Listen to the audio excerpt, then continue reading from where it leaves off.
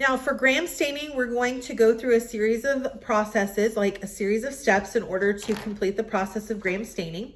We're gonna first use our primary stain, which is the crystal violet. This is gonna go on to the actual slide. It's gonna sit on there for a minute, and then we're going to rinse it off with water. We're then going to use the mordant. The mordant's going to help the cell wall, if it is gram positive, hold on to that crystal violet. And in this particular case, it is a grams iodine solution. So it's a type of iodine. We'll then rinse the iodine off.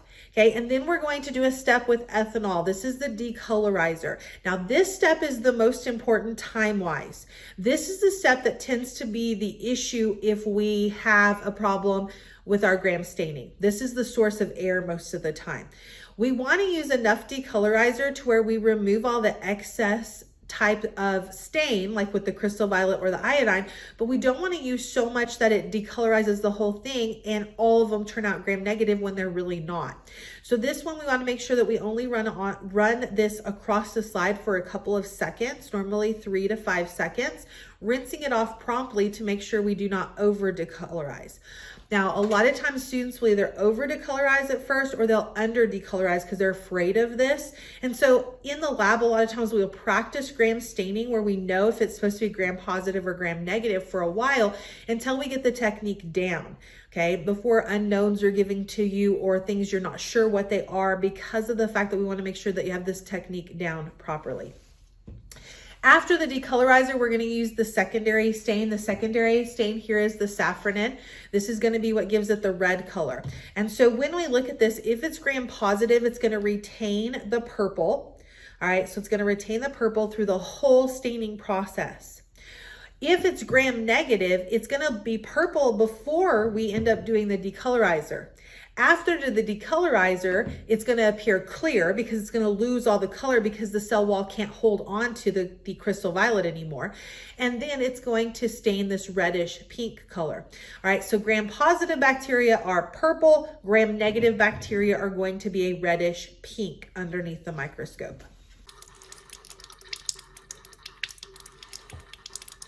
Okay, so now we're going to go through the process and we're going to do our gram stain. So we're going to add our slide here. And we are going to first use our crystal violet.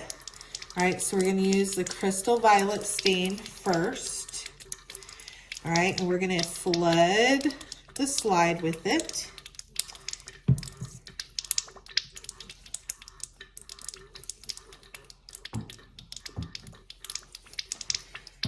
We are going to let this sit for 1 minute. Okay, so we've got to pay attention to the time as we go through this. Time is really important when we're looking at differential stains. So we've got to make sure that we let it set for that full minute.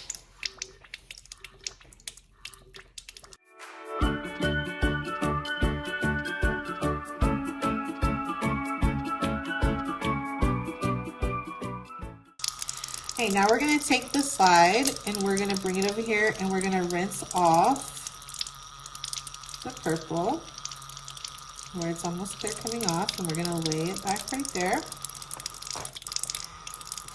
And now we're going to use our iodine. Again, we're going to flood the slide.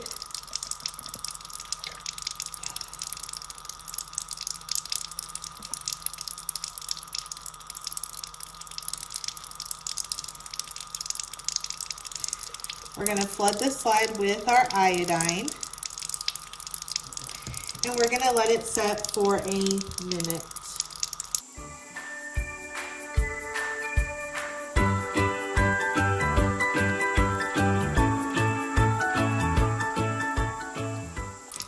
Okay, now we're going to take our slide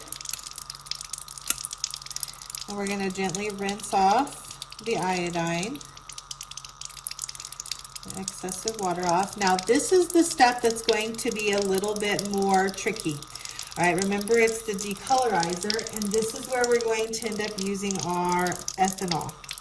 All right, and so we've got to be careful about how much we use here, and so we're going to run this across.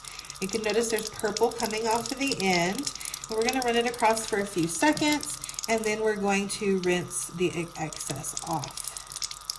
Okay. Now this brings us to our last stain here. This is the counter stain and this is the saffronin. And so we're going to use our counter stain here. And we're going to again flood the slide. And we're going to let it sit for a minute.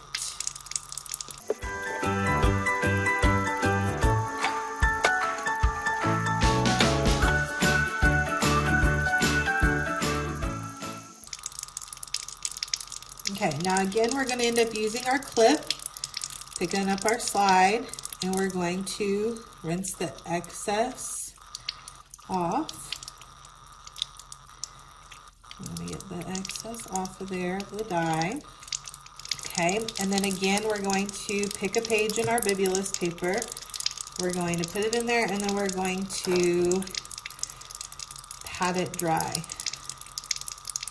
Okay. Again, we want to move it to another area, pat it dry.